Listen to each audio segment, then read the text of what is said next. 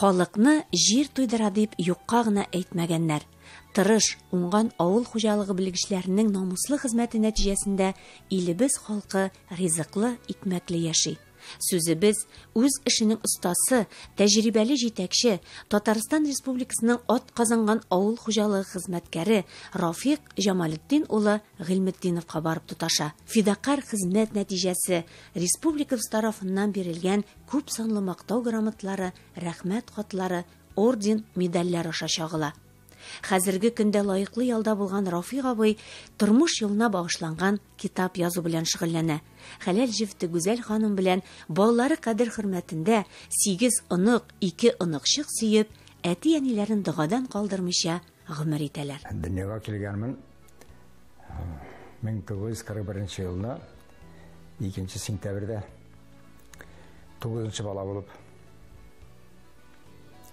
Инде 6 исән-сау үстек. Ятим балалар булып, ятим сугыш балалары булып. Әти 42 елда сугышка китеп, 43 елда сугышта үлгән. Әни бер үзе 6 баланы мин иң көпчәге безне исән калдырган, әле укыткан. 3 яшьтә 8 ай гына булганмын, аны хәтердә калган инде. Әни сыер савырга чыга иде. Улым, сен утырып кал дип тәрәстәгенә утыртып калдыра иде. Карап тор, сугыш биткән вакыт.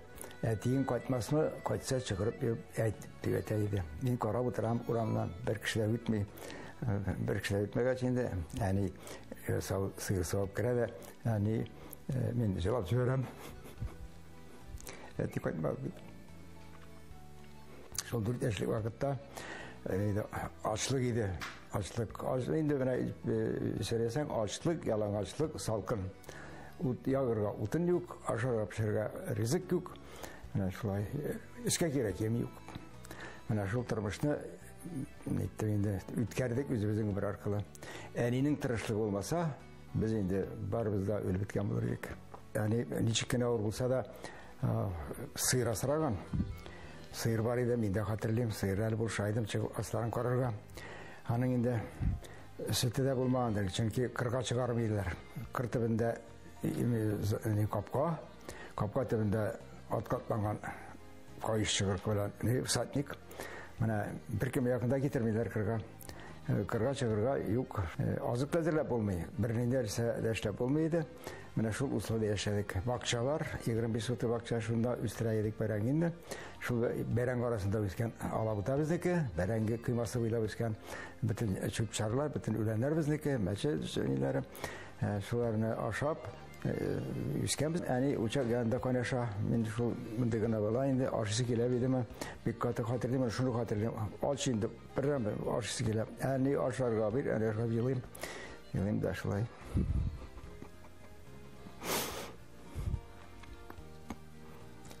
Әни елама, менә хәзер ашарга пешербез. Син чыгып кыйма буенча үлән йолкып керәсең, үскәндер инде, 2 чәйдән дә бирелә. Үзебезнең кыйма буенча гына кара, анда күрше абыйларның гына кермә. Вай нулла бабайлар үзләре дә ач дип шулай яшәдек инде. Безнең авылыбыз инде Күлбай Мираса авылы, зур авыл, 400 йортлык авыл иде. Бик зур мәктәп иде бездә, 2 этажлы. Инде бик әйбәт укытучылар иде. Хәзер тирәк күрше авыллардан 40 километрда безгә килеп укыйлар балалар. Әни авылда эшләйде, колхозда чакыралар. Бернинди акча да, бернинди икмәк тә абсолют берсе бирмиләр. Әле шундый булган. Әти-әниләре дә бик тәрбияле кешеләр булган. Ул вакытта инде бик күп мал асрап, күп кеше хәлле яшәгән, хәлле булган. Вакытта тәрбия тоже бик булган. 8 яшьтә Коръән күтәреп мәчеткә йөридем ди. Уже мәдрәсә почти бетергән иде уже. Яни Коръәнне яттан белә диярлек иде. Бөтен дугаларны белә иде. Коръән укып, шулай дөрес тормышта яшәп, ана инде ачлык булса да, ул ачлык үзенә карата аның тәэсире булгандыр шундый. Ана үлән алар бит инде чистарта торган беләр. Канны чистарта, гемоглобин әйбәтле. Инде канның сыйгырак булса да, хәл бирмәсә дә, ул барыбер кешегә яшәргә яхшы матдәләр биргән. Әни минем исеме Шәфки Җамал, Мифтахетдин кызы. Әтиемнең исеме Җамалетдин, Гыйлметдин улы. Шуннан безнең фамилиябыз килә. Şolay, hani indi bana Allah Teala ömrün bergen, şolay köp bala üstürüp, allarını tertip etip üstürüp, tırmışğa çıkarıp, okutkan bir şey dürtübüz yukarı bilim aldık. Şolay etip, ol indi kübrek bizni kaygırtkan, bizden kaygırtmagan, emma şol tırışkan, ol tırışlık bilasın bugün uylimin ömür, isen ömür, uzun ömür, ol tırışlık. Birinci kişinin anglauı, üzerine tırmışın ders itip aşap, iş kübaşada tügül, Kırı'da yazılan, kübaşasının ez yaşasın diyen. Bana şu eznede fayda getirip, şalay uzak yaşarga Allah Teala mümkünlük veriyor. Yani şu 75 yaşlarında da kuyuza yaşlanganlarında nitaydı. Mitli koparız alaydı kandır. Eli gireginde. Şunu koynata, men hatırlayayım şunu koynatkanlarım. Onun üstünde küpükler çıkardı, adı süzüp alaydı koşuk bile. Şunu biraz salıtka salıp koyada, bana şunu barmak alıp şunu sırtaydı taşımağına. Başka darı yok küze yüzden şeşte gazete okuydu. Gazete kara okuyalı. Biz min Tatarsan gazete Tatarça. Şunu okuyup eriler indi. Evet. Ne küze var idi, küze kala getirmeydi, küze böyle başka gazete okuyardı. Televizyon karıydı. Endi Kur'an'ı birgine vakitte kaldırmadı yani Kur'an'ı. Yani şunu Kur'an'ı iyice Kur'an'ı aldı. O Kur'an'ı bizde saklayız. Namazlı olup şolay kişiye karata büyük muameleler olup, şu edepli tertipli bulup, birkaçan kişi silemeydi, birkaçan kişi gayiplemeydi. Oğlum, kızım deyip yine balalar bilen. Minani hatırlayın bir tapkırda bana açı söz etkenim. Ete yakşılap, zoraya başlamak için işleteydi. Yakşılap buna ete. Onun bar çık, beren utarga çık, bar anda beren alışırga, beren çıkıverge. Allah'ın teşkil yedik barısında. Yani terbiye bire algan. Yüz içinde, eti içinde. Rahmet anige. Yani ben bir kaçında ağzından işitmedim ağırsız. Kim böyle naşar söz işitmedim. Ben şu rukayetler şimdi kalkız yetekler, savkız yetekler rayında işledim. Bir kaçan söyle travmaladım. Bilminde söylmedim de Allah'a şükür. Beden kişiye yaxşı bulura tırıştım. En iyi terbiyeledim. Meraşlık ağlarını. Andı terbiye bana benimce aldağına bula. Aldağın avultırmışı. Eli avultırmışı Ebi babayla. Yani indi pasobiyalaydı. İndi ilanında bütün 75 yaşından sonra. Bu vakitte biz ustatta tıraydık. Minanasın çarşı kalkızına işkence verdiler. Kirov kalkızına председатель etip anna niye Şapşıva Serip Mevlüt kalkızına ciberdiler.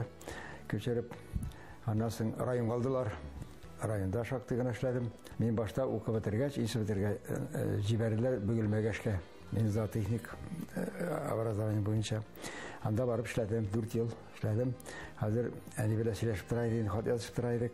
Hani olu bitindi. Aniga item sileşip hani böyle zıvaytım pamayın başta. Ana hat yazdım, hani da alıp kilemisine. Benim de oturup edip.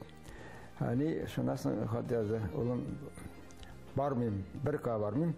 Eğer meni böyle terası gitse yüzüm kaydı. Yani şu vakitte min kaytarga oyladım. Usta kelim de şultkın işe uğraştım. İbatulun degen direktörüydü. Pek şimdi talantlı, talepçen şul kişiydi. Hatta şunda kayttım da, şunda hazır biraz işlegeç. Bana bir baraktan kvartir verdiler. Тоже enin alıp kilem dibinde. Sonra da barak anda bir seviye taraydı. Ortada bir, bana şunun kadar bir komut edindi. İdeni de yok, tüşemi de yok. Şunu yasap, şunda enin alıp geldim. Biraz tırgan bizlerdeydi. Nege beni usatka köçerdiler, kvartir verdiler. İki taşlığımda, ikinci taşta kvartir aldım. Bir gayret yaşadık. Benim de tertipsiz kişi olmadım. Yani tertipli olgaç, edepli olgaç. Timofey yoksa şu barakka gelgeç. Yani kurdiler, o enini bir yarattılar. Meclislerine çakıra başladılar. Yani okurga. Mulla yuguydu vakitte. Yani rıksat birliğine okurga. O şöyle erette yırta başladılar yine. Her günü meclis diye böyle kış günlerindeydim. Yani Kur'an meclisine değil. Nikahta okuydu. Balalarga isim kuşaydı. Şöyle beni tozu bileydim de balar bileydim kışkıneden. Bu kışkına vakittanıp bileydim de balar. Şöyle tozu okuydum. Ondan sonra şu namazga bastık. Bana güzel karşılığım bilen. 70. yıllarda Ruhsat'ta işle başlagaç. Tırmışlı buldum. güzel böyle tanıştık da, görüştük de, bir kız aktırmışa ileniştik. O kazında tıraydı. İnanı ben de alıp geldim. En iyi 3 kişi tıra başladık. Şu ayette bir ev yatırdık. Bana şu en iyi bilen, bana güzel karşılığım 28 yıl bir yaşadılar. Men gülüşte bir tatu yaşadılar. Elde sadır yani şunday neydi rahmetliydi. Şunday rahmetli, şunday rahatlanıp yaşadığım da bana gömürde bulgan cemaatler arasında yaşadı. O satta Allah'a şükür. 98. yılda yani merhum oldu. Allah gaygaç tünde yığılıp ayağını sındırdı. Şundan dirili almadım. İzleyici yaş durmaydı. Neydi yani dahil olup bize rahmetler okup gitti.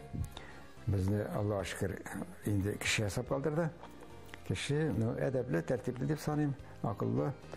Şulay barımızda indi eli annasının balaları tutuldu. İç balamız buldu. Kızımız, oğlumuz, tamam bir kiçkine kızımız. Onlar da üstümüz gitti. Onlar da bizim güleşe, hadi üst simyalarını buldurdular. Şimdi onların da üst balaları var. Şimdi unuklarla değil, pravunuklar da var. Allah'a şükür. Yani de nindi terbiye algan, şul terbiye balalarımıza verildi. Hadir Allah'dan hadir anıklarımızga şulay pakalyen bara Allah'a şükür. Şükür Huday bizini dağın berbat şu şükürlerine jitkirdin Müslüm insanların küngeline izgeliklerine indirdin Güzel karşılığım şimdi akıllı kız buldu. Tırmışını alıp bana oturgan, edepli, tertipli, Allah yakşı simyadan çıkan, yenisi bir geybet yetiyor, edepli, tertipleriydi. Dilliyiz yıl, yaşayız. Allah'a şükür. Men hazır kelin bolup keldim. Yani sen de şunun kadar evet koynana da tügül benim eniyim kebek buldu. Bağlarımızda bir katı eni benim koynanam indi eni koradı. Men hazır işe kirdim indi bağlar ezerek üstüler. O üç balana bir bakına birsin yertken, birsin arbada ikincisini kütergen. Mine hazırga koynanalar alay işlemiler bir de. Şimdi şunun kadar koyacaklarım karap duram indi, üzüm işe gitem indi. Bir rahmetli enilerge, bir rahmetli bizden bakıtlı bulu Onlar şartlanıp durdular indi. Allah Teala şunday turmuş bergen aniga, mana kichkina o'g'li bilan turgan. Shulay u baxtli bo'lib yashadi, baxtli bo'lib dinni de tashlamadi, namozini tashlamadi. O'lguncha namoz o'qidi, 5 namozini o'qiydi. Qur'on kitobi qo'lida edi. Alloh huzuruna kirganda da baxtli bo'lib bizga rahmat etib ketdi.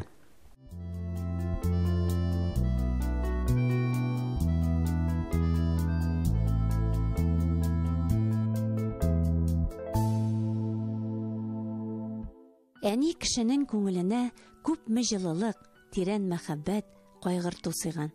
Ләйлә Мансур кызы Гыймадиева бар гомерен балалар тәрбияләүгә багышлый. 20 елга якын татар теле әдәбияты белемен укучылар күңеленә сеңдерә. Хәзерге көндә Биектау районы Ямаширмә Йолдыз балалар бакчасы мөдире буларак, миллилекне югалтмаска тырышып, җанын биреп, коллективы белән хезмәт куя. Бакчалары районда иң яхшы балалар бакчасы бәйгесендә ел сайын беренче урында бара.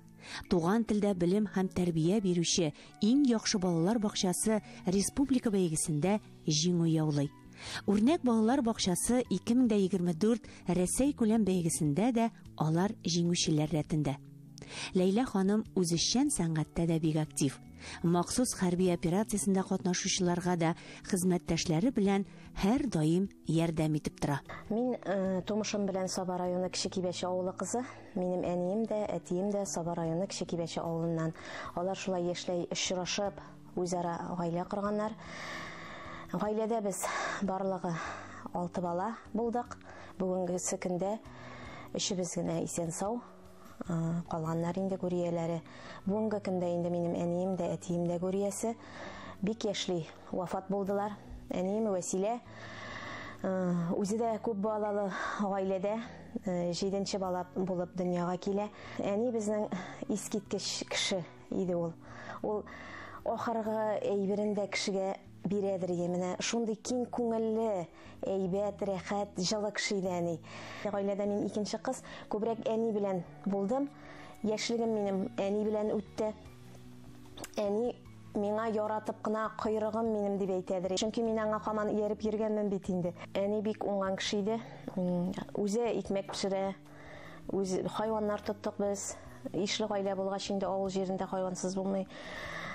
Каймак айырта да, теге кибән башын бирәбез, каймак ягып ашыйбыз, аны шундый тәмле итеп. Әнием бик нык шигәргә яратадыр, гөлләр үстерәдер.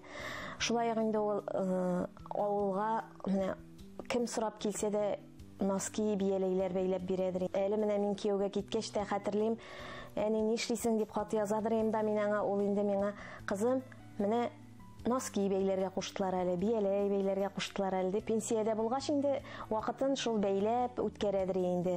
Чөнки үземне белә белгәннән бирле инде мин әни кочагында үскән кыз, әнине яратып, әни әйдә 5 минут кына ятып торыйк әле, обедтан кайтадыр ул.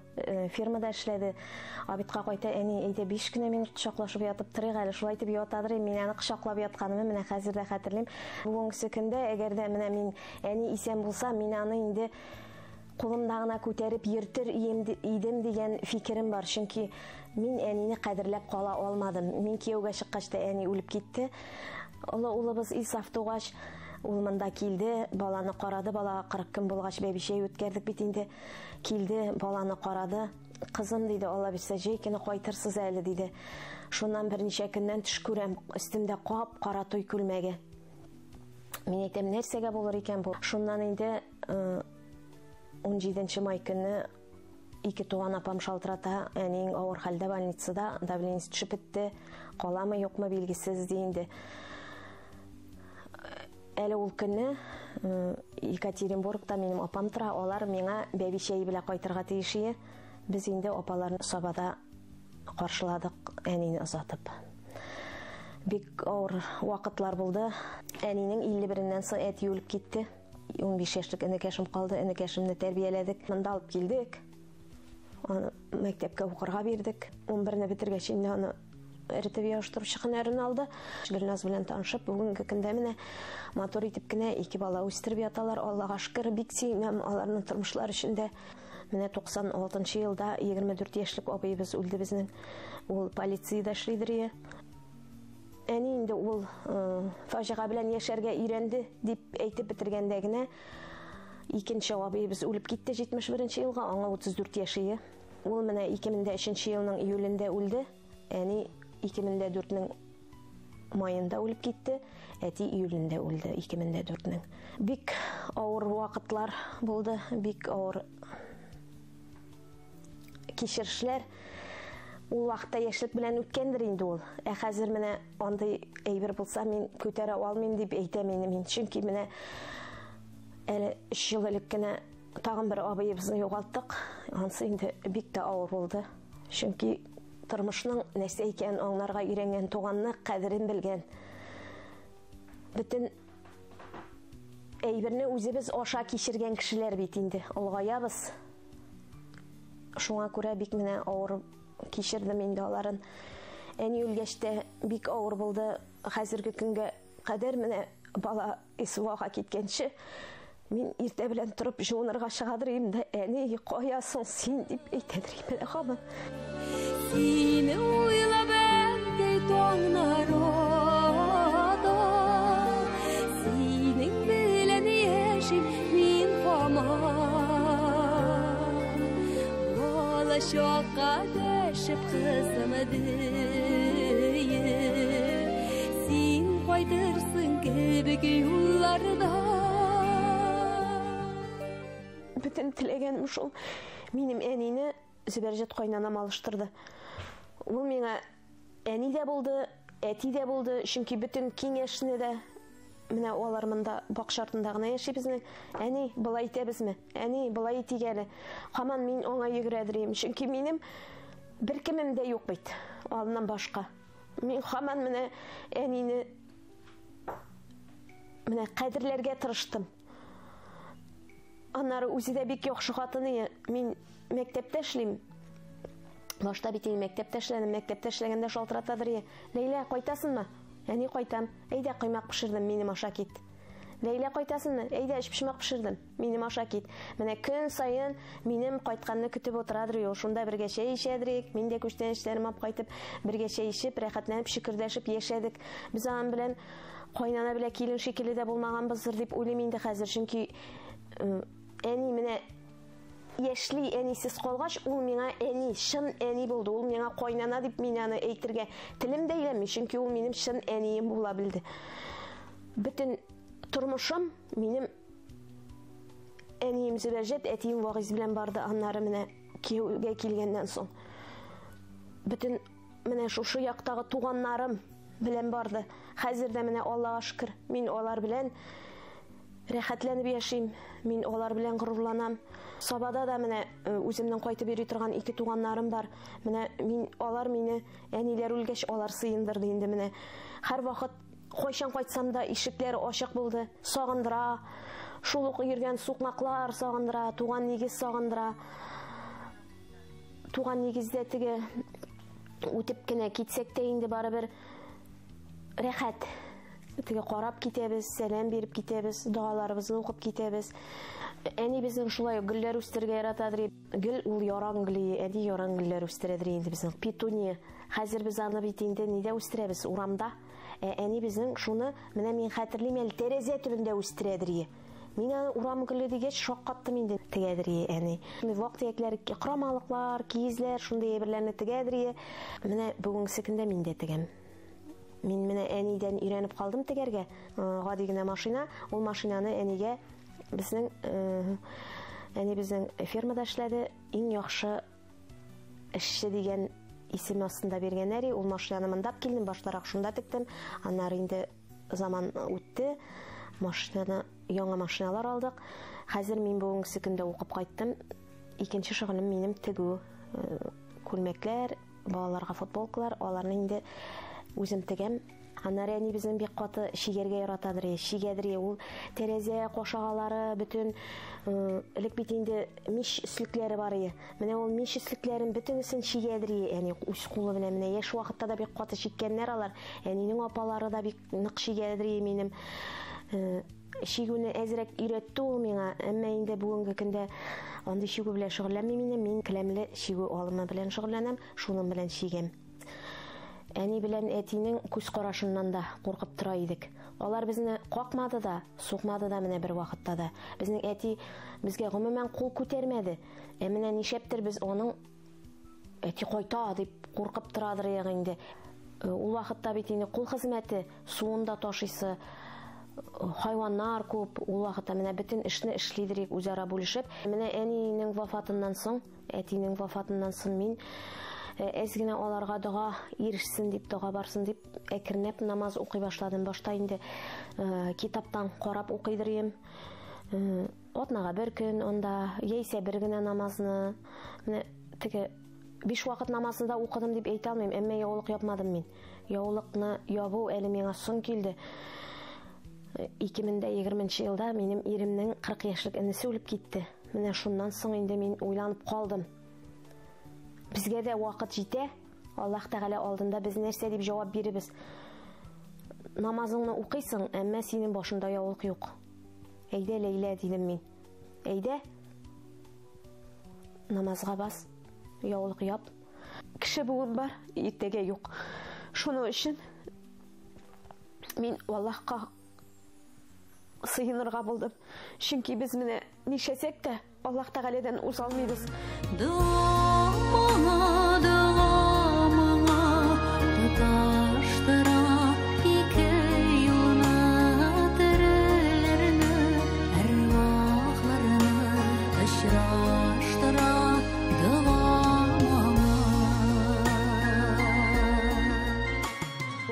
Без Биектау районы Ямаширма авылында гомер кичерәбез. Ирем белән 21 ел менә яшәп ятабыз. Әлхәмдүлиллаһ. Мин килгәндә инде ирем шушы йортны салган иде инде. Мин яңа йортка килен булып төштем. Аллага шөкер. Бүгенге көндә менә әкрен генә шушлай гаилә чагыбызны саклап, мотор итеп кенә яшәргә тырышабыз. 3 балабыз бар. Улы улым махсус хәрби операциядә. Ул безнең горурлыгыбыз. Без бик горурланабыз улыбыз белән. Безнең дөрес тәрбиядән ул шулай патриот булды. Илебезнең сакчысы булды. Ул миңа әйтә, әни, бездә сакламагач, сезне кем саклыйсың? Сөйләшкәндә дә теге, улым үзеңне саклай инде дигәч, әни, сез минем өчен курыкмагыз, үзегезне саклагыз. Кызыбыз менә бүгенге көндә медицинский колледжга укырга керде, студент. Төпчек улыбыз инде 2нче сыйныфта укый. Аллаһка шөкер, балаларыбыз тәртипле булды. Йөзебезгә кызыллык китермәде. Бездә менә уйлап куям. Теге әниләрне уйлыйм да, әйтәм инде. Бездә әниләрнең йөзенә кызыллык китермәдек. Мин һаман әйтәм, әни, горурлан, синең бүгенге көндә нинди кызың бар. Зиратка, каберенә кайткач та әйтәм, әни, менә күрәсеңме, син нинди кызың бар синең. Без бит тормышта югалып калмадык дип әйтәм инде, менә сөенеп ят балаларың өчен дип әйтәм. Чөнки ата белән ана өчен баласының бәхетле булуы, дөрес юлдан баруы, ул зур горурлык, зур сөенеч. Менә мин балалар бакчасында эшләүче буларак та шуны әйтеп китәм, иң беренче тәрбия гаиләдән башлана. Менә мин аны әти-әниләргә җыелыш саен әйтәм, балаларны тәрбияләгез. Чөнки бала бишектә вакытта ук без аларны тәрбияли башларга тиешбез. Бүгенге көн шире ул телефоннар, без балалар бакчасында да менә төрле әти-әниләр белән төрле чаралар оештырабыз. Балаларның әниләр, әтиләр белән арасын якынайтырга тырышабыз. Бакчага йөрүче балалар да шундай гади балалар, ихлас, самими балалар. Алар инде менә мин килеп керәм дә, аларның һәрберсен яратып чыгам инде. Бүген килдегезме, нишәдегез, әйдәгез, сөйләшәбез дип. Аннары инде менә әниләр белән дә һәр вакытта да элемтәдә торабыз. Безнең тәрбиячеләр дә шул әти-әниләр белән бергә эшли. Без белергә тиеш. Тәрбияне гаилә генә биреп бетерә алмый. Без шушы балалар бакчасыннан башланган гаилә тәрбия мәктәптә дәвам итә, аннары югары уку йортларында бала кичкенәдән дөрес тәрбия алса инде ул димәк дөрес юл сайлый дигән сүз. Әниләрегезнең кадерен белегез. Менә исән вакытта янына кайтыгыз. Онытмагыз әниләрегезне. Һаман менә хәлен белеп торыгыз, шалтыратыгыз. Чөнки югалткач кына син аны аңлыйсың. Әмма инде соң була. Ул вакытта бик соң була. Кире кайтара алмаслык әйбер була. Чөнки менә мин 20 яшьтә ятим калдым. Без ул вакытта яшь. Мин кияүгә генә чыккан вакыт, авырлы бәби таптым. Кайтып йөреп булмый бит инде. Һаман яшь кайтылмый менә. Хат язадыр мин әнигә. Ул да миңа хат язадыр һаман сайын. Хәлләребезне белеп торадыр без. Менә исән вакытта кешенең кадерен белергә кирәк. Әниләр үлгәч, һаман әйтәдер, бу сынаулар миңа нәрсә өчен бирелде соң? Мин һаман әйтә торган сүз яратып әйтәдер менә. Аллаһ Тәгаләкәем, син нәрсәгә мине сынайсың соң һаман сайын? Безнең кичкенә улыбыз да суқыртуда. Менә 3нчесе суқыртуда, без аңа операция ясаттык 2 тапкыр. Менә алар бөтенесе йөрәктә әйтәдер, нәрсәгә сынайсың син? Тора бара аны аңлыйсың, чөнки Аллаһ Тәгаләдән узып бер нишләп тә булмый. Без Ходай кулында, һәм менә бүгенге көннең кадерен белеп, бүгенге көннең рәхәтен тоеп, без кешегә рәнҗемичә, кешегә авыр сүз әйтмичә яшәсәк иде дип телим.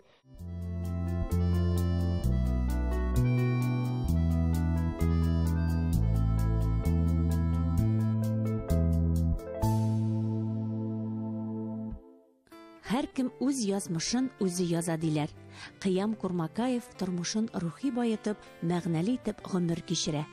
Үз янына милләттәшләрне туплый белә. Прагада гомер иткәндә, Санкт-Петербургка кайткач та, анда яшәүче татарлар милли эшчәнлегенең үзәгендә була. Тормышны, фидакар кешеләрне, милләтебезне шиксез яратучы, хукук һәм икътисад магистры, бизнесмен, компаниялар төркемен гамәлгә куючы Кыям Мөстәкыйм улы һәм аның хәләл җифете, гаилә җанлы, йомшак мөлаим ханым, бер үк вакытта таләпчән җитәкче дә буларак хезмәт куючы Альбина Галирахман кызы киләсе геройларыбыз.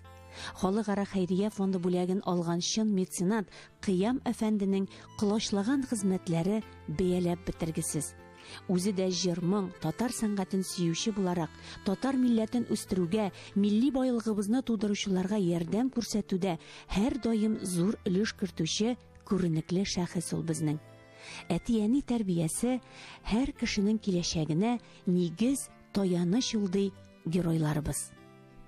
Біз үлән якларынан, мен 61 елда шул Иске Кулатка районында дөньяга килдем.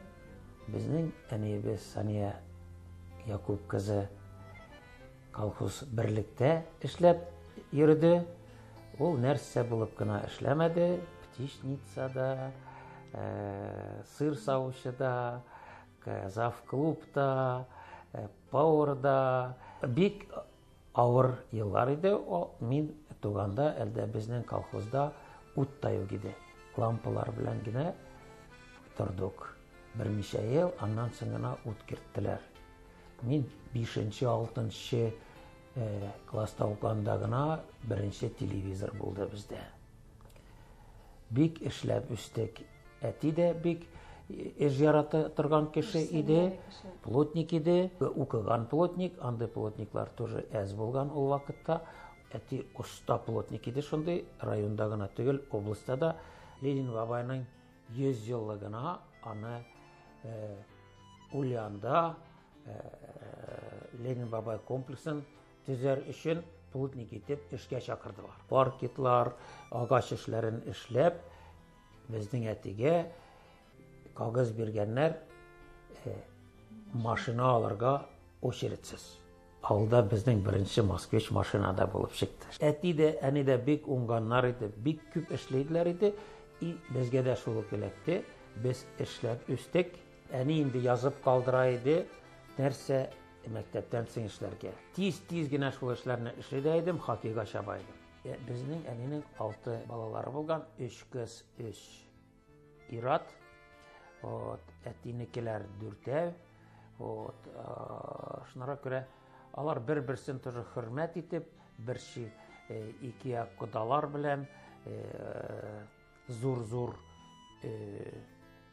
табыннар җыеп, бик еш бездә җыелышалар иде. Бер мәҗлестә хромкасыз, саратский гармошкасыз үтми иде. Особенно әни ягыннан. Әниләр безнең Нагаевлар, әтиләр Курмакаевлар. Безнең авылда Нагаев, Курмакаев гаиләләре бик күп иде. Шунара күрә и двоюродныйлар бик күп. Барыбызда двоюродныйлар, роднойлар кебек бик бергәләп тордык. Бер-беребезне хөрмәт итеп, бер-беребезгә кунакларга йөреп, безнең вакыттарда мунчага яшәү бар иде. Мунчага яшәйделәр. Һәр көн мунчага яшәгән кешеләр инде бик хөрмәтле була. Алар иртә килә иде, әкрен генә мунчаны яга иде, кара мунча, аннан аны уздыра иде. Шул вакытта алар шәйләр, ашыйдылар, алай-булай. Беренче мунчаны уздыргач инде кунак бара мунчага, аннан соң әти-әниләр бара, аннан соң без, аннан соң чыккач шәйләр, ашаулар, озак ул инде мунча гына түгел, зур кунак булып китә иде. Бала чакларым бик яхшы истә калды, рәхәтләнеп шуларны берче күңелгә алам. Авылга тарта, анда безнең шул әти хәзер күмелгән, аның каберләренә елына 2 мәртәбә барырга тырышам. Без 3 бала идек, энем, сеңелем, барыбыз да Аллага шөкер шул похвальный листлар белән 8 классны бетердек. Бездә 8 класслы мәктәп кенә иде. Аннан соң мин техникумга киттем. Юридический техникумга, Челябинскига. Сеңелем книжный техникумга Улянга Фәхим кешкенә әмәбез Кулаткага профтехучилищега китте. Аннан соң Петербургка, Ленинградка әлдәнда инде инженер железнодорожного транспортага шунда киреп китте. Аны да с отличием бетерде. Мин дә 2 институт бетердем с отличием, техникум с отличием бетердем. Без бит инде шул Кулатка мишәрләре, Улян мишәрләре без Казан кайда икәнен дә белмидек. Казан сөйли дигәс, шуны гына кабыза идек тә яхшы гына, шуны тыңлый идек. Китаплар ниләр Казанныкы инде инде. Бездә татар теле, татар әдәбият бар иде. Мин аны укып үстем, но атнасына 2-3 сәгать инде бу күбрәк түгел дип уйлыйм. Шуннан күрә шулай булмаса да бераз мишәр татарча өйрәнеп килдем. 76 елда чыгып киткән идем авылдан. Аллага шөкер, татарча онытмадым 14 яшьтән. Кая гына Питерда яшәдем, Прагада яшәдем. Аллага шөкер, татарча чыгып бетмәде. Мин бик шатланам. Безнең якта кыекча катлама дигән ашлар бар. Сезнеңчә Татарстанда ул кыш теле икән. Әни шул кыекча катлама турында тапшыруны төшергән телевидениеда, аны бик күп кеше YouTube'ка киреп рәхәтләнеп карыйлар. Әле бер күкәйне бөтенләтә сатабыз.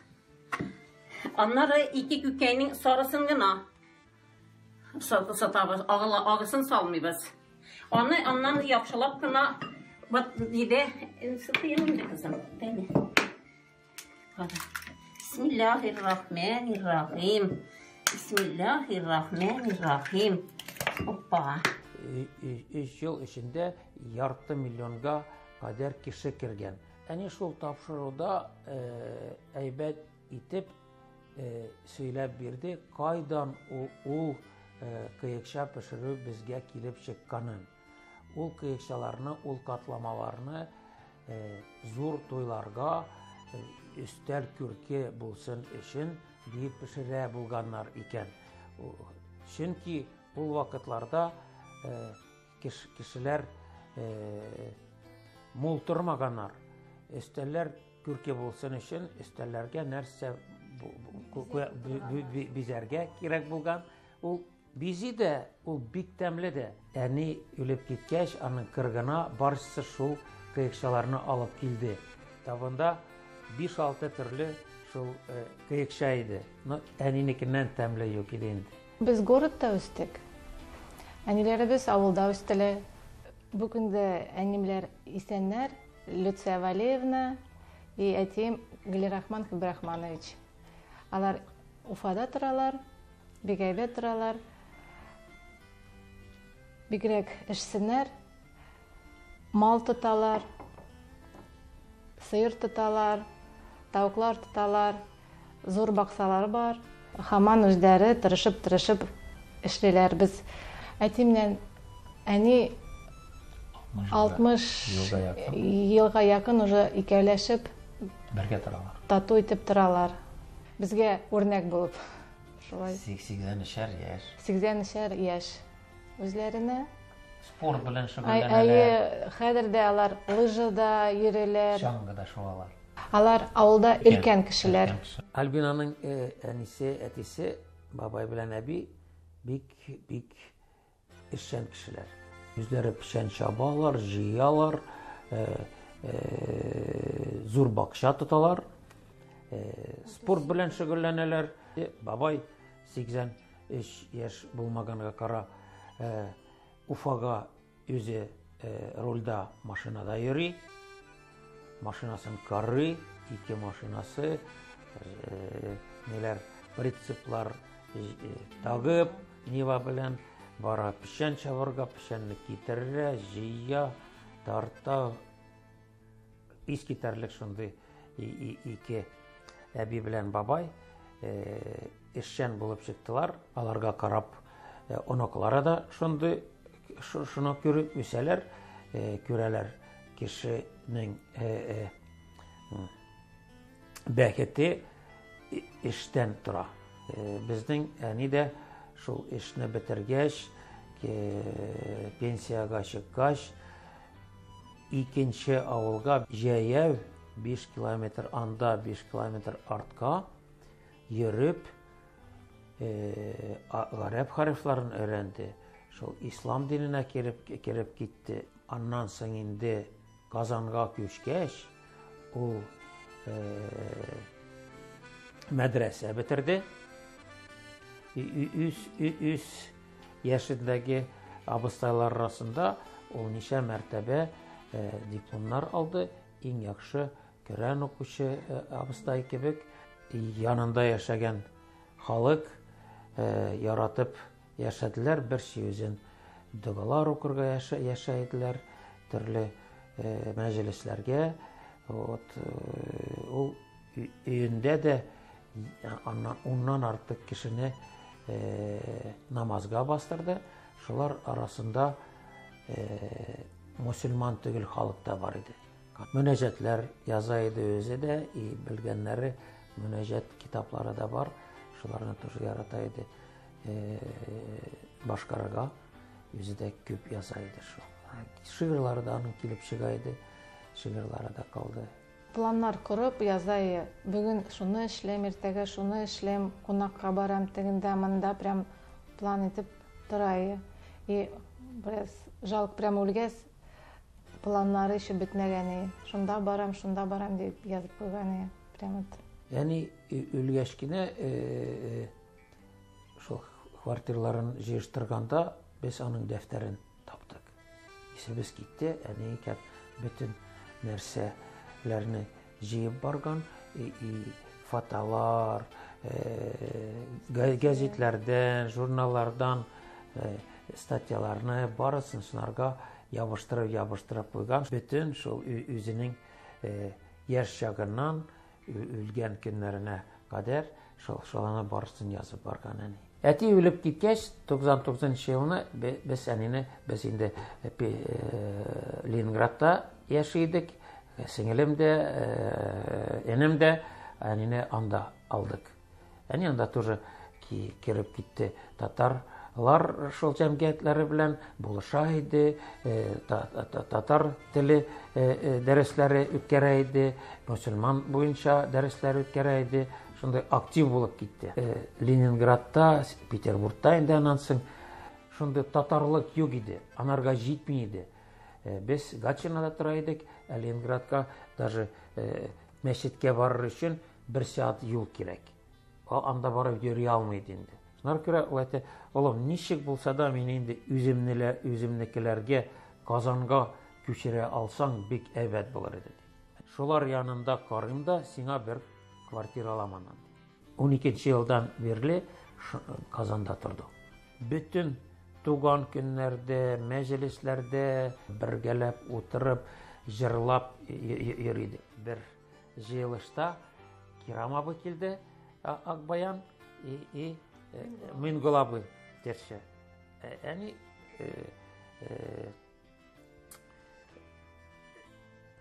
әйтә, вот кыям шундай җырлар җырлайды. Мин инде исемдә дә юк иде ул җырларны. Ул әйтеп биргәч, Мингол абый җырларга тоттым, мин арга кушылып, әни теләгән җырларны башкардык. Аннан соң Мингол әйтә, әйдә, Сания апа, синең турында Сания апа суга баруны да җырлап җибәрик әле ди. Истәлектә калды ул Сания апа суга бара. Сания апа суга бара, киендәсе олмалы. Сания апа суга бара, киендәсе олмалы. Әнигә 81 яшь булды. 9 апрель 24 елның ураза бара. Унында бәйрәм. Минем юл килеп чыкты шул Приволжский районга барага почтага. Анда бардым да, анда почтадан теге якта рынок инде. Шуны мәтәм, әнигә тәмле томлар алыйм шуннан. И шул тәмле томлар алдым да, иттем үзенә, иттем. Әни мәтәм, тиз генә куям да киттем мин. Әйдәгез инде, миндә генә бүген ашыйк. Авыз ашыйк. Мәтәм сөйләштек бит инде, без өйдә ашабыз ди. Альбинага шалтыраттым. Әтә мин хар пробкалар ашайрым, син такси алда кил. Альбина да килеп керде, әни шут итте. О, кунаклар да җитте ди. Карыйм, булар сөйләшмәде, нәрсә булар сөйләшмиләр. Бакам, әни инде табанасына шулай башын куйган. Мин кычкырам, тиз кил, нәрсә әнигә начар. Азан җырлый, шул әтәйнде инде телефонда әнинең все хәле китте, күзләре ябылды, нитте. И 1 минутта әни китте дә барды. 1 секундта.